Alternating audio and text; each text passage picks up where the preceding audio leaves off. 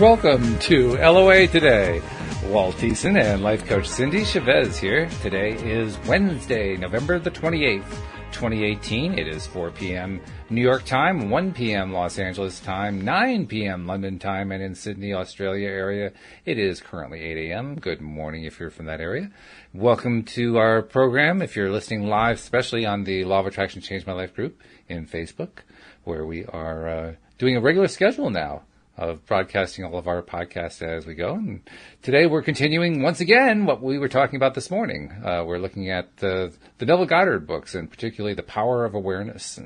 And we're up to chapter 7, which is actually kind of a record for us, Cindy, because I think all the other books that we had fewer than like 4 or 5 chapters. So we're like in unfound territory now. Right. And we did a whole chapter this morning. Mm-hmm. Yep. That's a record too. That is too. Yeah. We don't often go that far, do we? Yeah. We won't talk about how short it was, but we did cover the whole thing. Well, we don't need to talk about how short it is because they're all short. It doesn't matter how short they are. It's just a matter of, how much time we're going to spend on, individual paragraphs and sentences and what does that word mean and where's the Neville decoder ring? Right. And I'm in no hurry.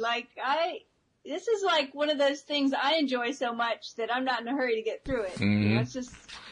Oh, I'm with you. And I love all the questions that are coming in and the comments, the wisdom. Yeah. We have a pretty smart audience. That's the one thing that I think sticks out to me more than anything else. We have people who are very aware. They're knowledgeable. They've studied. They've gotten to know the subject really, really well. And so That's like half the time it's more like, what can they teach us rather than what we can teach them, right? It's great. I love it. I love the conversation. I do too. Yeah, it's really good. Very good. It makes it fun, especially when we get questions too, because that just kind of stretches our abilities and says, okay, let's see, how far can we take our understanding here? Can we give a new insight perhaps that we hadn't thought of before? Perhaps they hadn't thought of before. Right.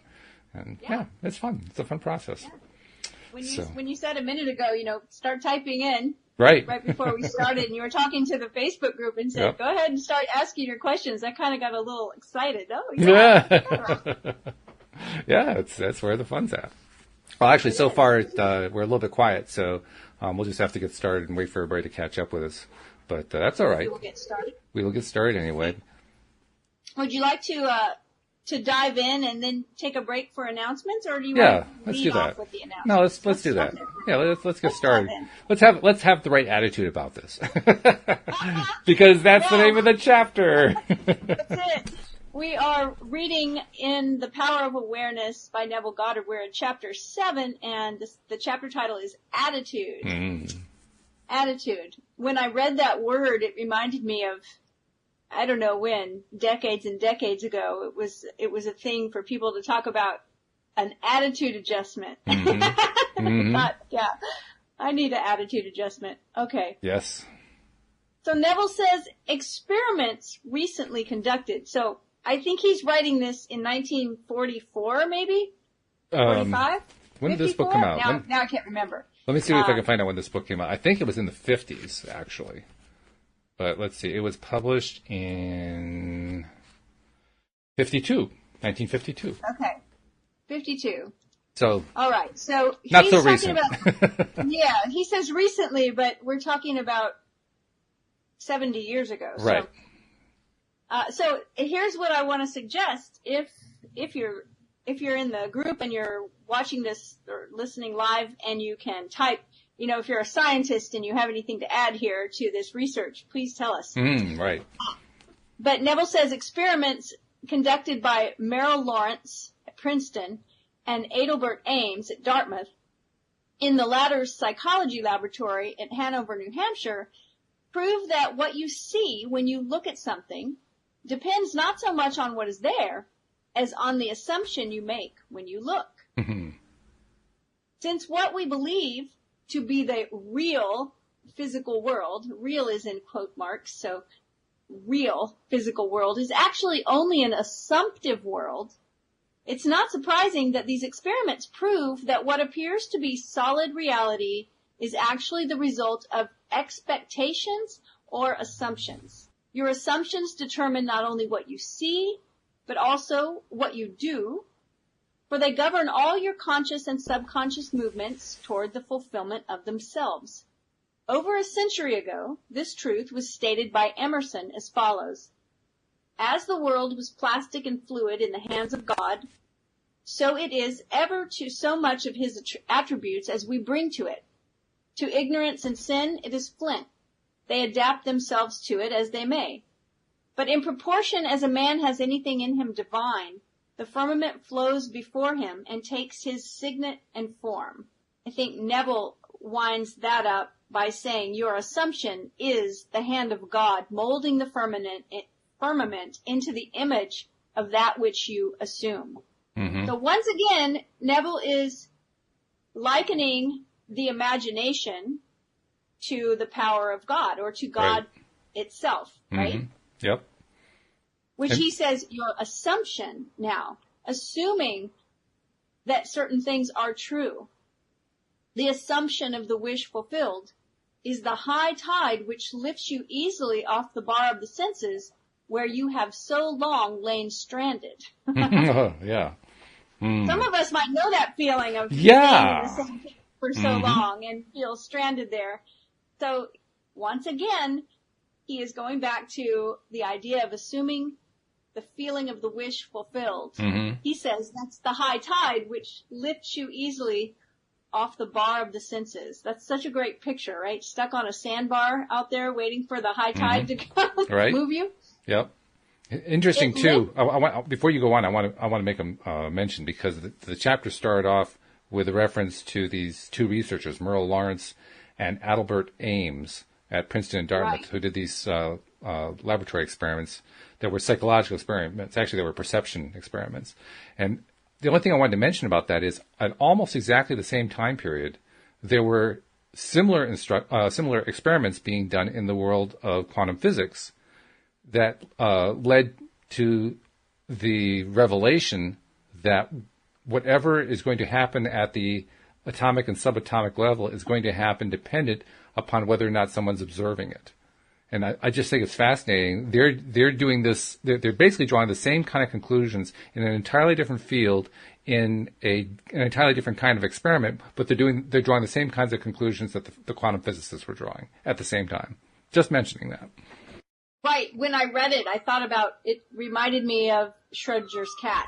Right. Which is probably an experiment that exactly. I'm not sure when that experiment took place, but we're probably most of us familiar with it. And I thought that's kind of the same thing, right? Mm-hmm.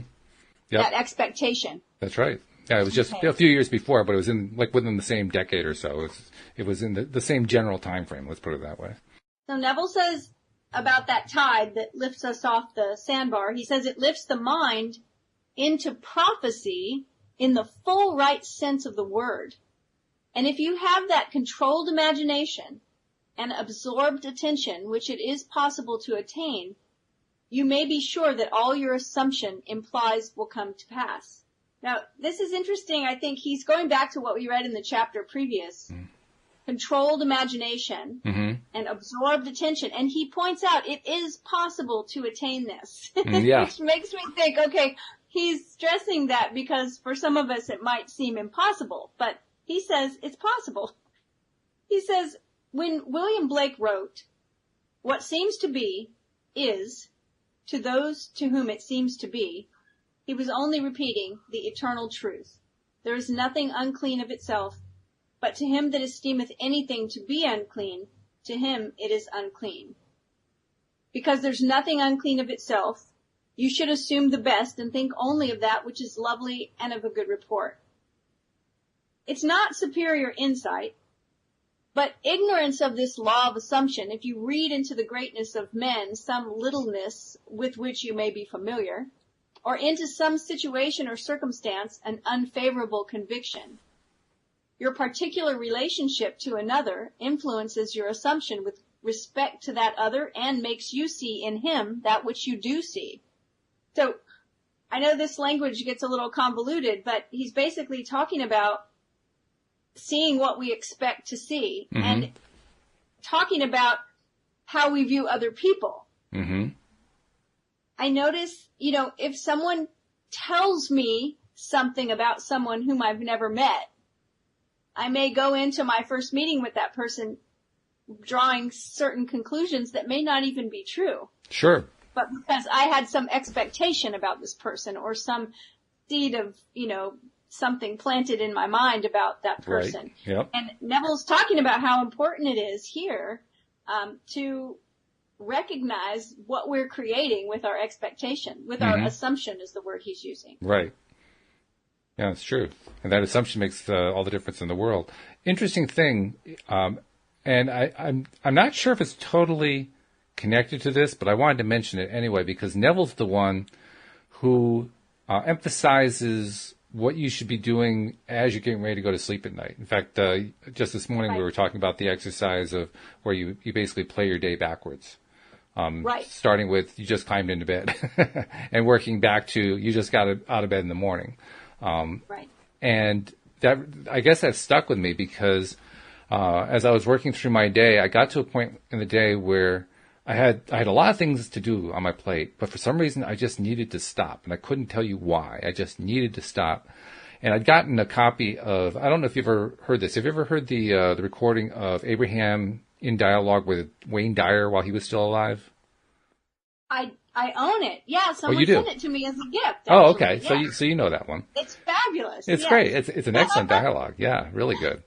I started listening to that and got about through the first disc and onto part of the second disc.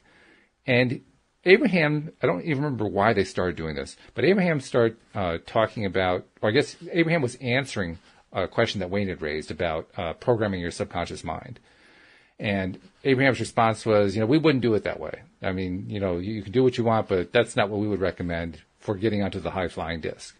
What we would recommend, they said, and this is me translating it, we recommend that when you wake up in the morning, as soon as you awake, and I mean within seconds, before you've had a chance to process anything, like within the first 14, 17 seconds, like that 17-second interval that they talk about, within that first 17 seconds, if you can gain the wherewithal, so to speak, to just reach out for the high-flying disc, just whatever you can do in that time period to just reach out for it. That's, they say, is going to be your best time in the day to do that.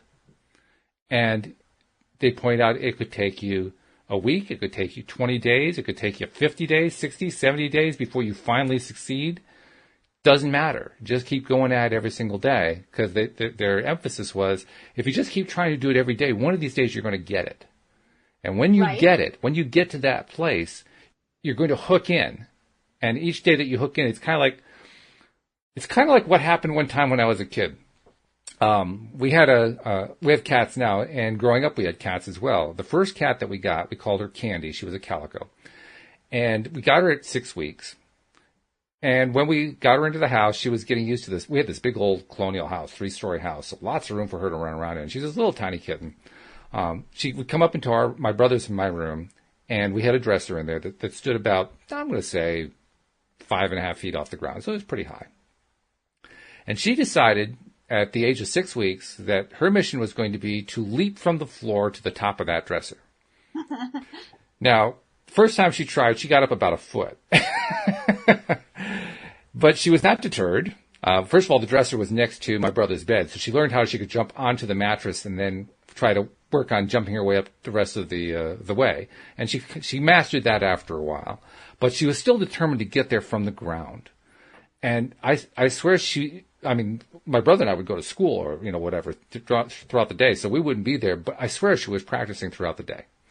And every day we would see her progress. We could mark her progress. And after about 3 or 4 days of this, she could jump high enough that she could just kind of get her paw to touch the top of the thing, and then she'd slide back down to the ground.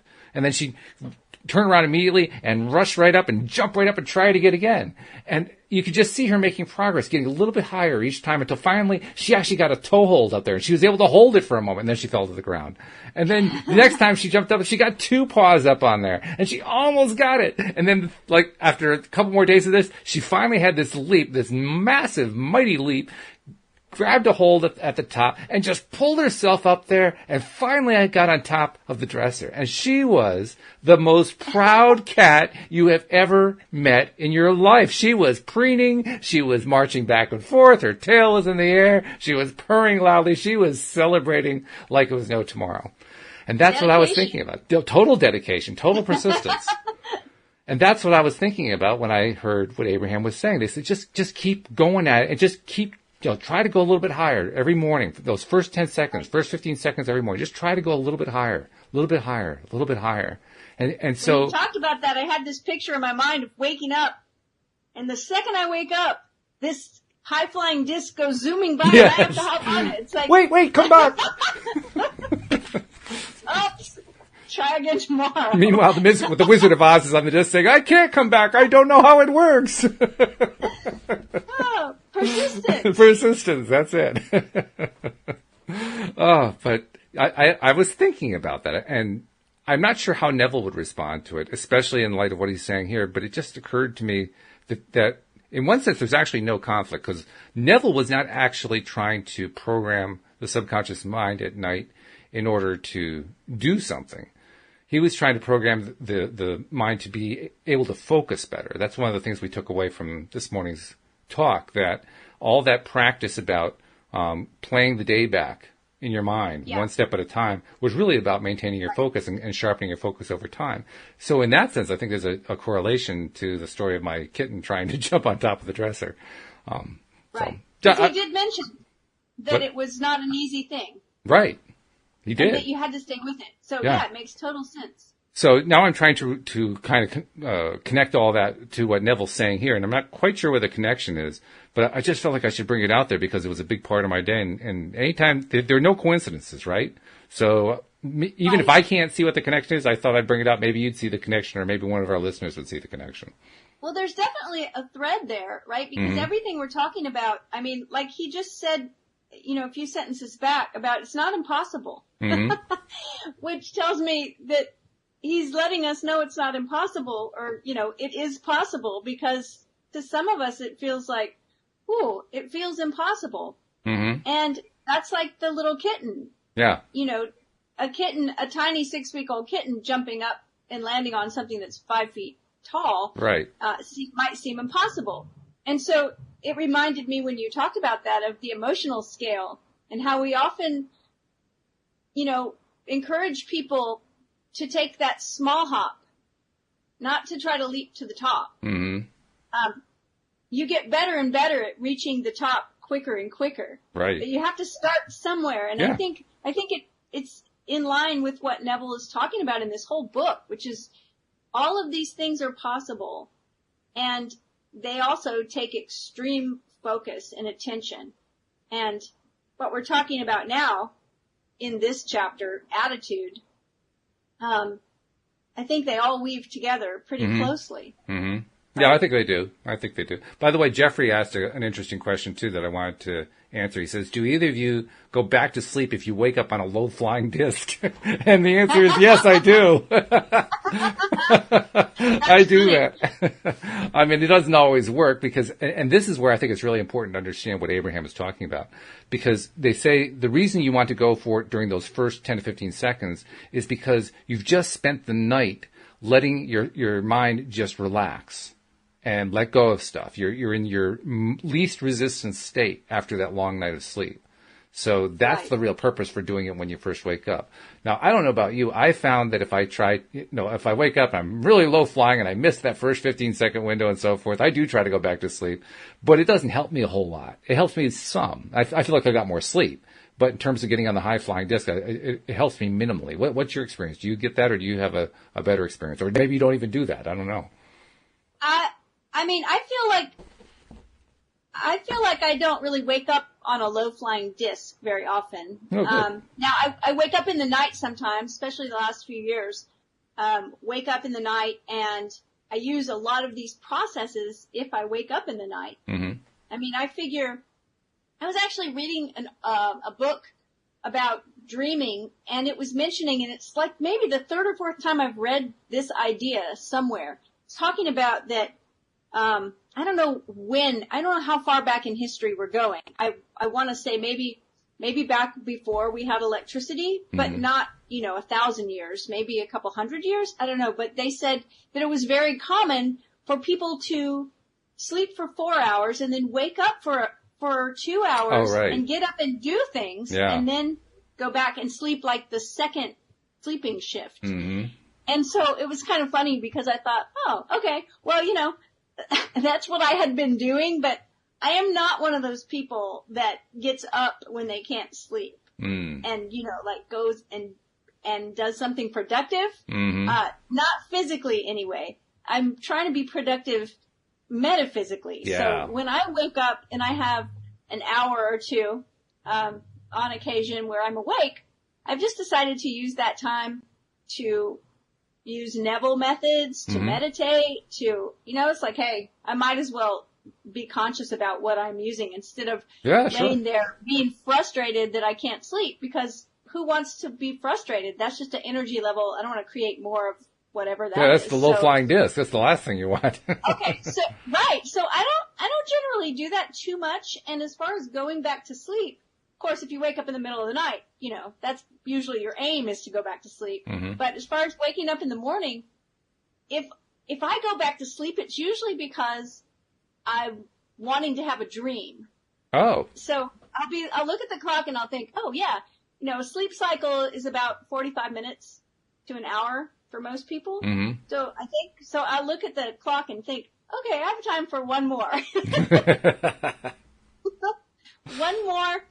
One more sleep cycle. Mm-hmm. So, but I haven't had that low-flying disc experience. I'm not saying I never experience a low-flying disc. I just don't usually wake up with it. Which is good.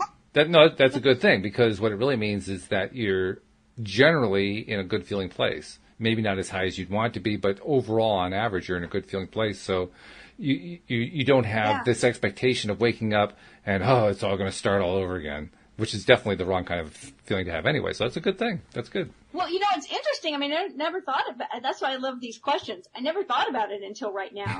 But possibly it's because of all the work, and this work included, that we've been talking about for the last months now. Mm-hmm. The Neville work.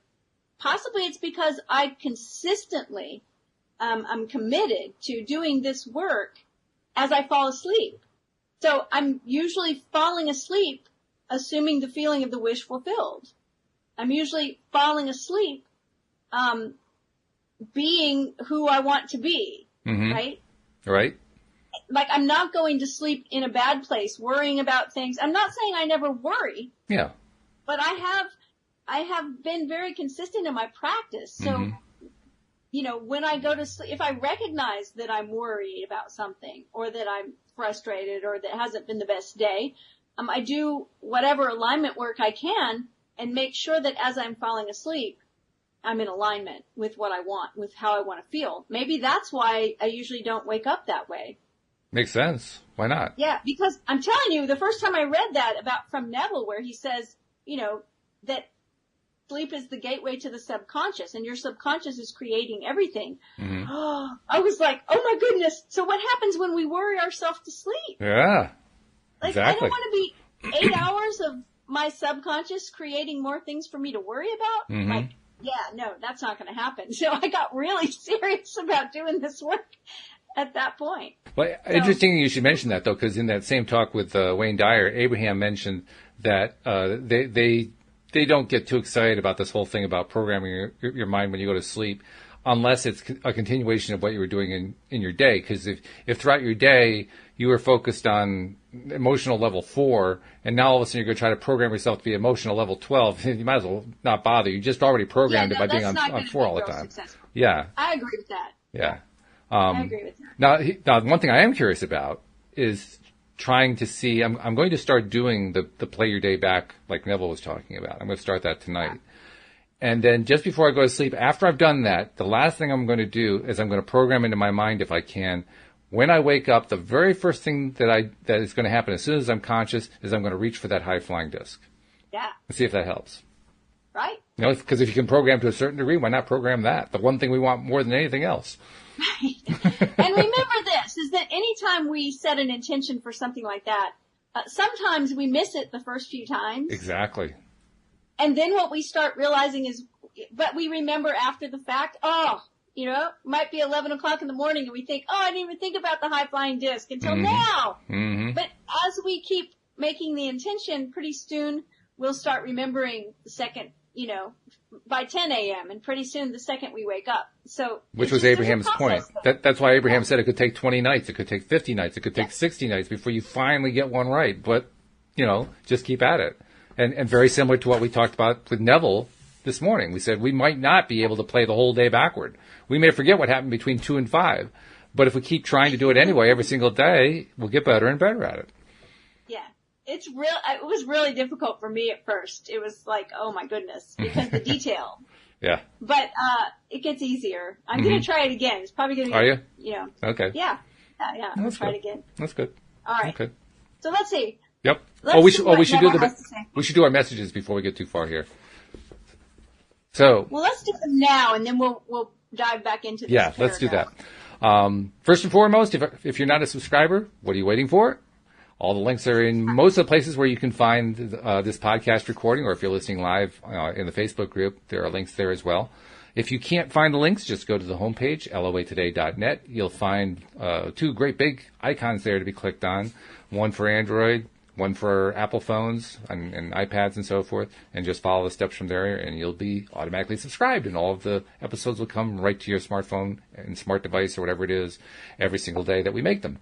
And once you are subscribing and listening regularly, every time that by the way, you have to listen regularly. There's no point in subscribing if you're not going to listen. So come on, get with the program.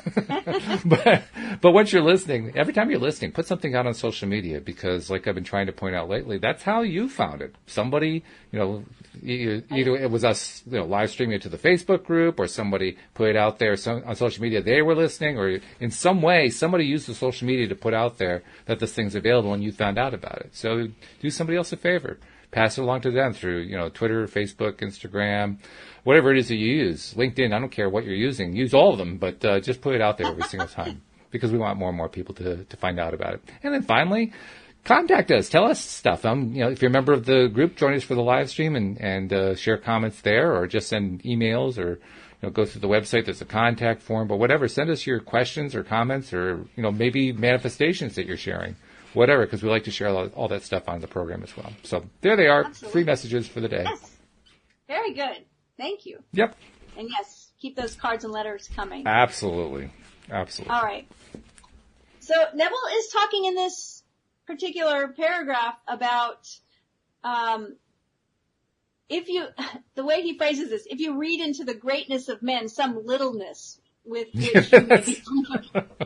That's very old-fashioned terminology there. Yeah. If you can change your opinion of another, then what you now believe of him cannot be absolutely true, but is only relatively true. The following is an actual case history illustrating how the law of assumption works. Oh, good. Another story. I like that. I love stories. Me too. One day, a costume designer described to me her difficulties in working with a prominent theatrical producer. She was convinced that he unjustly criticized and rejected her best work, and that often he was deliberately rude and unfair to her.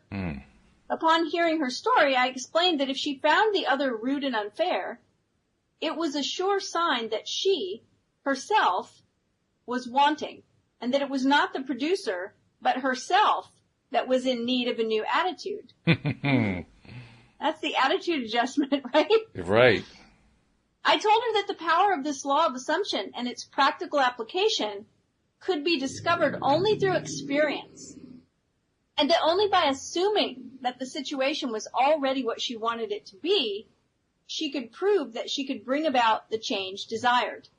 Her employer was merely bearing witness, telling her by his behavior what her concept of him was. I suggested that it was quite probable that she was carrying on conversations with him in her mind, which were filled with criticism and recriminations. There was no doubt that she was mentally arguing with the producer, for others only echo that which we whisper to them in secret. Interesting phrase. I asked her if it was not true that she talked to him mentally, and if so, what those conversations were like. She confessed that every morning on her way to the theater, she told him just what she thought of him in a way she would never have dared address him in person. Yeah, done that one. The intensity and force of her mental arguments with him automatically established his behavior towards her. She began to realize that all of us carry on mental conversations, but unfortunately, on most occasions, these conversations are argumentative. They are. That we have only to observe the passerby on the street to prove this assertion, that so many people are mentally engrossed in conversation, and few appear to be happy about it. But the very intensity of their feeling must lead them quickly to the unpleasant incident they themselves have mentally created and therefore must now encounter. When she realized what she'd been doing, she agreed to change her attitude and to live this law faithfully by assuming that her job was highly satisfactory and her relationship with the producer was a very happy one. To do this, she agreed that before going to sleep at night, on her way to work, and at other intervals during the day, she would imagine that he had congratulated her on her fine designs and that she in turn had thanked him for his praise and kindness. To her great delight, she soon discovered for herself that her own attitude was the cause of all that befell her. That's a good The story. behavior of her employer miraculously reversed itself. His attitude, echoing as it had always done, that which she had assumed, now reflected her changed concept of him. What she did was by the power of her imagination. Her persistent assumption influenced his behavior and determined his attitude toward her. With the passport of desire on the wings of a controlled imagination, she traveled into the future of her own predetermined experience. And it's an interesting thing about that story. A couple things that are interesting about it. First one is depending on who he were to have that interaction with, she was actually willing to, consider the possibility that she maybe had been behind it. But the simple fact is, he never contradicted the idea that the guy she was working with was rude to her. He probably was rude to her. Right. He probably was very rude to her, and that's what people will most often hang on to. But he really was being rude. You don't get this. You don't understand. He was being mean. He was being mean-spirited. He was treating me in ways that nobody should ever be treated. And it's probably true. But who initiated? That's the question. And it seems so strange, but how could this be? How could it be that she would initiate that? That's what seems so impossible to us when we're first considering this kind of thing. But remember, we read this paragraph before where he talked about if we are to reflect, some littleness that we know of, right? And it reminded me of just times that people have said something about someone else that a person we don't even know. Something derogatory. Right. Oh, do you know so-and-so? No, I don't. Oh, well, blah, blah, blah. Yeah, right. So now we've got that in our head, right? And then we meet them and we may, already have a preconceived idea of how we think they're going to behave. Exactly. But now, when this whole idea comes up, and I say this more than anyone, so I'm not, like I always say, the whole world is a mirror of what's going on with ourselves. It's a mirror of our self-love. It's a mirror of, right?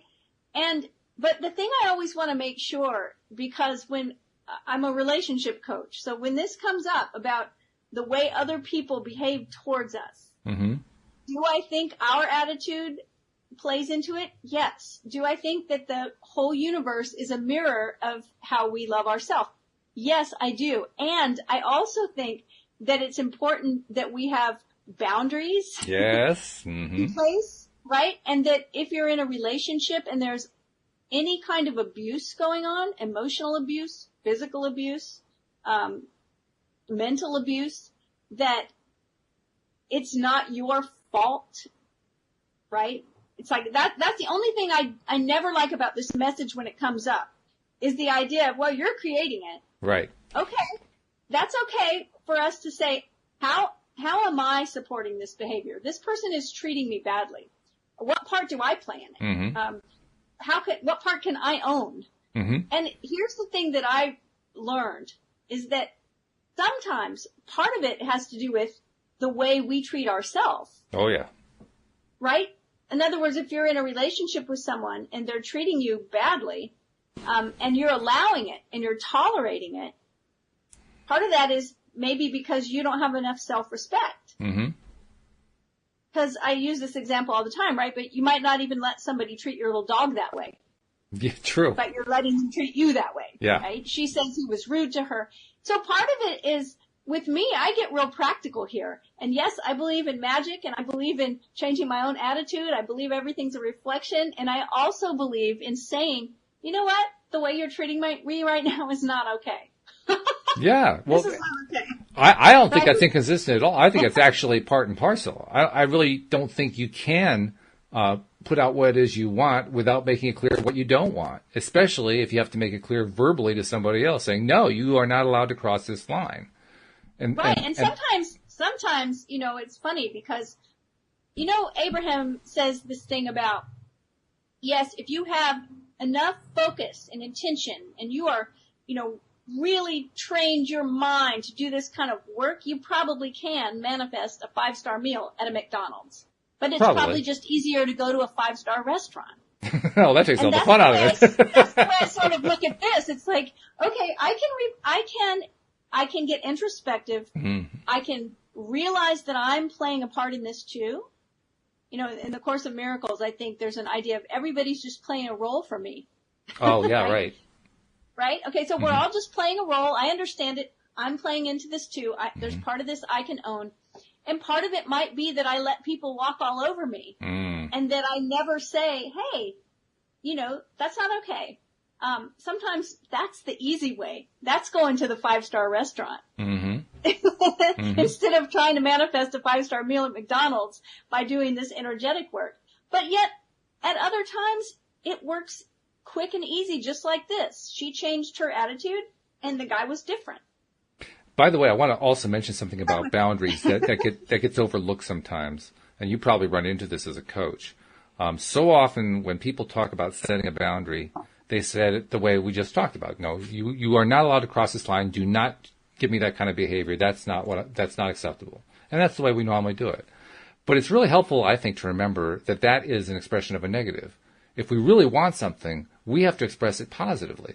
So the better way, in my opinion, is to say, instead of, you are not allowed to behave this way, you are not allowed to cross that line, turn it into, this is what I expect from you.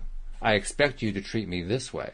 I expect you to treat me with respect. I expect you to, you know, and here's what I expect of you. And lay it out positively, because now you're putting out a very clear vibrational signal to the universe, and the universe has to respond to that.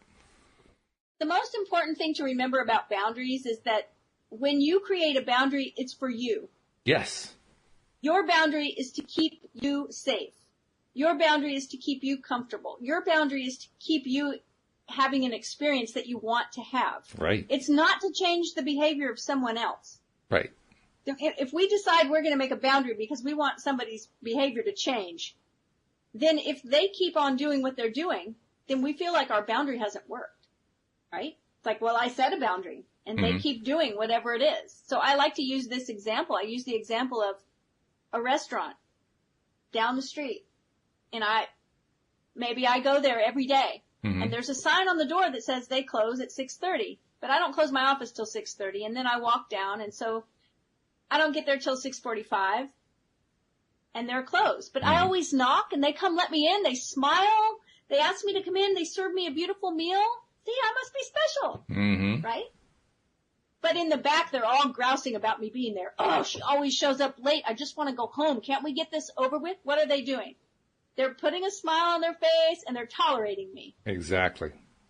And if at some point they say, we're sorry, we can't, if you want to have dinner here, you have to get here before we close. And they don't come answer the door. Yes. Well, I might still come down there and knock every day, right? I might knock every day.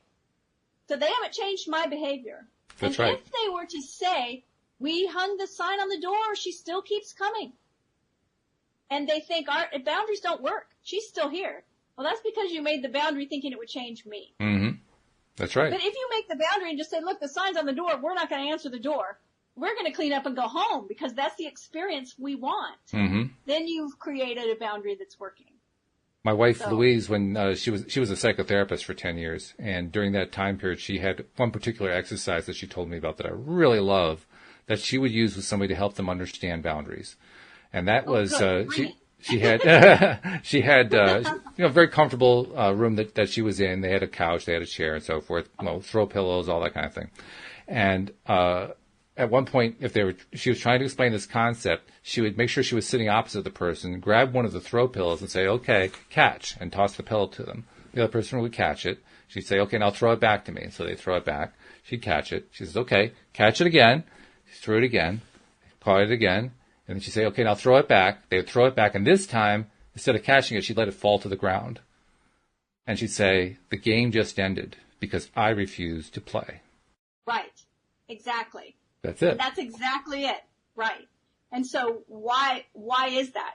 It's not to change the other person. That's it's right. to give me the experience I want to have. I don't want to play anymore. Exactly. You don't have to keep playing the game. You can just stop. All right. See how we went off on this tangent, but I love this. It's a good one. It's a very good tangent. All right. So let's see where we left off, because where now were we? I can't remember. I'm not sure either. Let's see. I usually highlight it, and I didn't this time. Okay, I see it. So Neville says, thus we see it's not facts, but that which we create in our imagination, which shapes our lives. For most of the conflicts of the day are due to the want of a little imagination to cast the beam out of our own eye. And I actually think this fits right in with this conversation of boundaries. Yeah. Right? Yeah. Instead of continuing to, here's the other part of it, is that she was tolerating some kind of behavior from this producer. She tolerated it. And then she complained about it mentally with that mental argument. Boy, have I been there before. Yeah. We all and have. So when she changed her attitude, part of that is that we just don't really tolerate the behavior anymore. Exactly. It's one of the things that I like to remember about law of attraction is that as soon as we start tolerating stuff, and it doesn't really even matter what we're tolerating, whether it's another person, a relationship thing, whether it's some other thing, as soon as we get into that zone of toleration, our manifesting power really dims.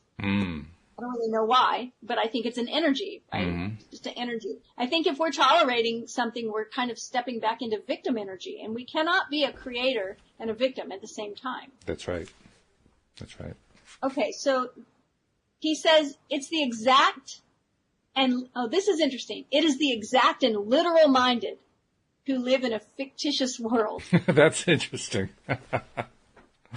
As this designer, by her controlled imagination, started the subtle change in her employer's mind, so can we, by the control of our own imagination and wisely directed feeling, solve our problems. Yeah, that line, it is the exact and literal minded who live in a fictitious world. More precisely, they are victims of a fictitious world. They are trapped in it because they are assuming that the only thing that's available to them is what is real. What is hard facts. Hard we fact. Talked about That's it. Just hard fact. It's like, and I can imagine, I've experienced it. People saying, this is just how this person is. Yep. Okay. Well, there's a couple things to do here. One is change who you are. And it's really, again, if we look at it that way, we're connecting it back to identity again. That's right. Because in the first part of the story, she was a victim. Who was her identity? Her identity was somebody that worked really hard and was not appreciated. Exactly.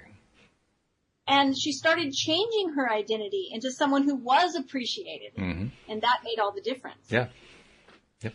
So he says, as this designer, by her controlled imagination, started the subtle change in her employer's mind, so can we, by the control of our own imagination and wisely directed feeling, solve our problems. By the intensity of her imagination and feeling, the designer cast a kind of enchantment on her producer's mind and caused him to think that his generous praise originated with him. Often our most elaborate and original thoughts are determined by another.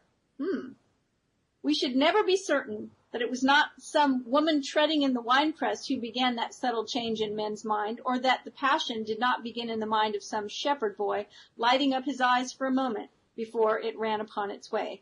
William Butler Yeats. Apparently Yeats understood that concept real well. I think Neville quotes Yeats a lot, and a lot of times it's really deep concepts that he's quoting. Mm-hmm. So I think that this whole topic is very interesting because part of it can be dealt with in a metaphysical way, and that is by changing our own identity, changing our own imagination of what we want to experience, changing our own attitude because of that reflective nature of relationship. Mm-hmm. I mean, this is an easy experiment to try. If you live with someone and they come home, be grouchy and see what happens, or be happy and see what happens. Our energy entrains to itself. So we do have an effect. Our energy level has an effect on other people. I recommend the second experiment more than the first one, but I get your point. Yeah. But the other thing is that if this is a situation that's ongoing, there are other things that we can do as well, and that's just communicate. Right? I think that's just as important than, now we are talking about a person and a client here, a boss and a client. So that might be a little different than more intimate relationships. But I wouldn't suggest tolerating abusive behavior from anyone. No, including almost especially an employer. Because, I mean, first of all, if you're in an employer-employee relationship where the employer is abusive, the first question that comes to my mind is, why are you staying? I mean, you're not an indentured servant, are you? So why are you still there? That's my first thought. But if you're going to insist on being there, then at least start shifting things around. Set the boundaries. Be clear about what it is that you want, and make it clear to him, so that when you make it clear to him, you're making it clear to yourself, and the whole dialogue changes at that point. So that's the thing people forget. When we change the way we behave toward others, especially if we do it for the positive, but it works either way, it changes the way we treat ourselves. It changes the way we feel about ourselves, and it changes the whole dynamic of the relationship. That's the most important part. Yeah. I mean, that's what I think Neville almost doesn't bring out here. Right. Is the identity he part infers of it. Yeah. Right? It's the identity part of it. Mm-hmm. So what are we changing? We're changing our experience. Right. We're changing who we are. And suddenly we're not that person that gets mistreated. We're not that person that isn't appreciated. Mm-hmm. We want to step into the place of being the person whose work is greatly appreciated. That's one of the things that I often communicate to clients is that if something's not working for you, I want to know, right? Absolutely. I want to know because I only want clients who are raving fans. Yes. I only want clients who are getting fantastic results. Exactly. I don't want the client who pretends that they're okay with me because they don't want to say something negative and doesn't bring up some issue that they want to fix and then leaves and never hires me again and says, well, I don't know, it was all right. Right? Yeah, no, right. I want to know, how can I do better? Yeah. And that's the communication part, what from this woman in this story, that's what I hear. I hear this piece that is a little bit missing. And there's the, look, I keep bringing you my best work and you don't seem to like it. How can we change this situation? How can we change this dynamic? I see that part missing. Yeah. And as someone who's been on the other side of the picture, someone who's been a manager and even a business owner, I know what it's like to have somebody come to me and say, look, this isn't working. For me, it's like, thank God they told me. I am so glad to hear that. Yes. Right. Exactly. And so, I think it all plays a part. The communication, the boundaries, and of course, our attitude's going to make a huge difference. Exactly. Yeah. A big difference. Yep. We got time left. Do you want to try to get into chapter 8? They're all short, I know, but this one's really short. Is it? Well, let's see. It's called Renunciation. Well, that's comments. People liking what we're saying. No real questions. I'll take another look here, but I don't really see any. Okay. But they're on board with what we're saying, so that's good. Well, let's go into chapter 8. I bet we can finish it. All We've right. got 11 minutes. And Give it a it's shot. pretty short. Yep. All right. The title of the chapter is Renunciation. Mm-hmm. There is no coal of character so dead that it will not glow and flame if but slightly turned. Mm-hmm. Resist not evil. Mm-hmm. Whosoever shall smite thee on thy right cheek, turn to him the other also. Definite biblical reference there. Right. There is a great difference between resisting evil and renouncing it. When you resist evil, you give it your attention. You continue to make it real. When you renounce evil, you take your attention from it and give your attention to what you want. Now is the time to control your imagination and give beauty for ashes, joy for mourning, praise for the spirit of heaviness, that they might be called trees of righteousness, the planting of the Lord, that he might be glorified. You give beauty for ashes when you concentrate your attention on things as you would like them to be, rather than on things as they are. We talked about this morning. Mm-hmm. You give joy for mourning when you maintain a joyous attitude regardless of unfavorable circumstances. You give praise for the spirit of heaviness when you maintain a confident attitude instead of succumbing to despondency. In this quotation, the Bible uses the word tree as a synonym for man. You become a tree of righteousness when the above mental states are a permanent part of your consciousness. You are planting. You are a planting of the Lord when all your thoughts are true thoughts. He is I am, as described in chapter 1. I am is glorified when your highest concept of yourself is manifested. When you have discovered your own controlled imagination to be your savior, your attitude will be completely altered without any diminution of religious feeling, and you will say of your controlled imagination, behold, this vine, I found it a wild tree, whose wanton strength had swollen into irregular twigs. But I pruned the plant, and it grew temperate in its vain expense of useless leaves, and knotted as you see into these clean, full clusters, to repay the hand that wisely wounded it. They often call a gardener that prunes a tree, they call it wisely wounding it, because you are cutting it, but in doing that, you're cleaning it up, right? You're causing it to grow the way you want. You're training it, really. Right. Mm-hmm. So that's what he's talking about here. And he says, by vine is meant your imagination, which in its uncontrolled state expends its energy in useless or destructive thoughts and feelings. But you, just as the vine is pruned by cutting away its useless branches and roots, you prune your imagination by withdrawing your attention from all unlovely and destructive ideas and concentrating on the ideal you wish to attain. The happier, more noble life you will experience will be the result of wisely pruning your own imagination. Yes, be pruned of all unlovely thoughts and feelings, that you may think truly, and thy thoughts shall the world's famine feed. Speak truly, and each word of thine shall be a fruitful seed. Live truly, and thy life shall be a great and noble creed. This is where on our hymns of faith and hope. This is where I'm glad that we have the Neville decoder ring, because he started bringing in some terms here, and I mean, he actually defined one of them, which was really helpful. He talked about how the tree in the earlier quote was representative of man. So okay, now we got that much figured out. It's kind of like being given the first clue to unscrambling the scramble or something like that.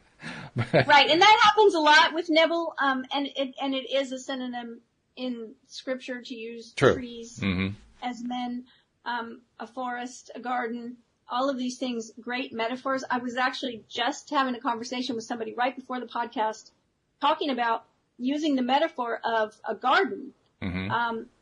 And I see that here with, pruning the tree. And he's talking about, there was one chapter, Pruning Shears of Revision. Right.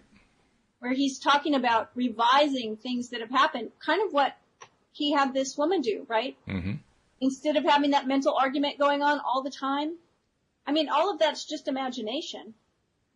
He had her prune that imagination into a conversation that was beautiful instead of one that was painful. And right. things started to change. Yep. And so he talks about that a lot. He does. And that the pruning shears are, when he talks about, let's see, where's the exact quote here?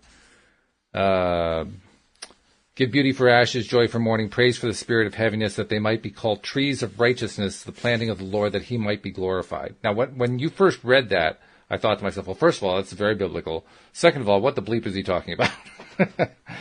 Now, he did start to explain later on about how tree is the synonym for man.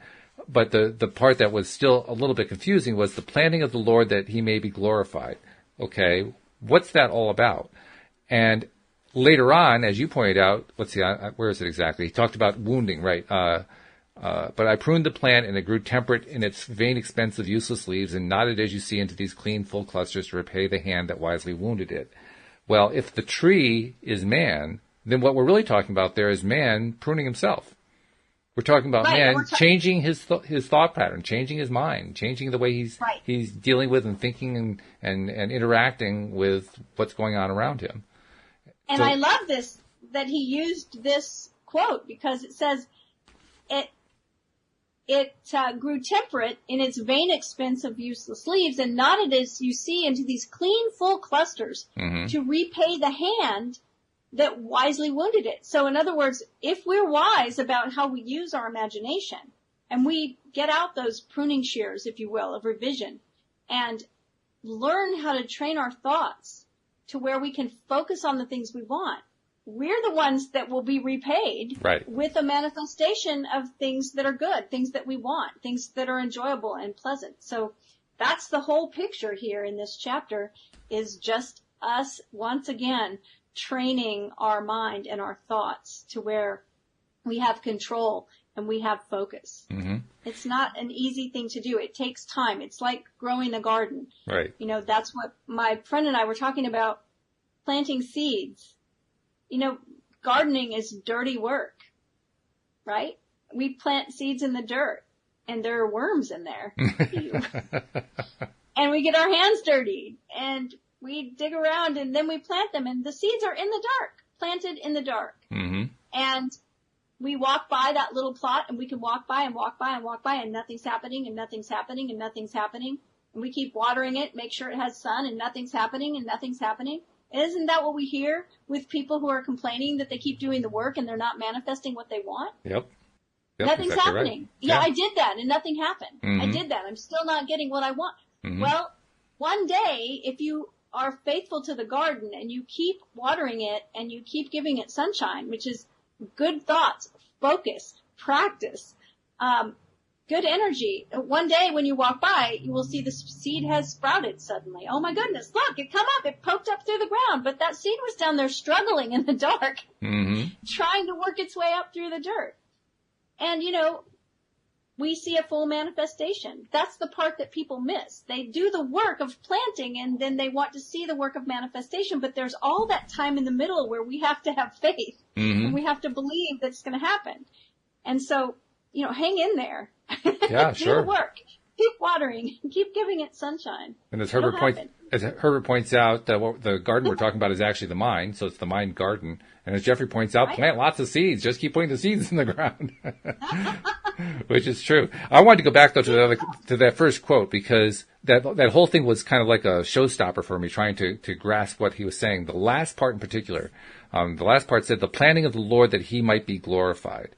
That's where the Neville decoder ring comes in really handy, because in other parts of this book and his other books as well, God is us. We're the ones who are playing the role of God in a sense.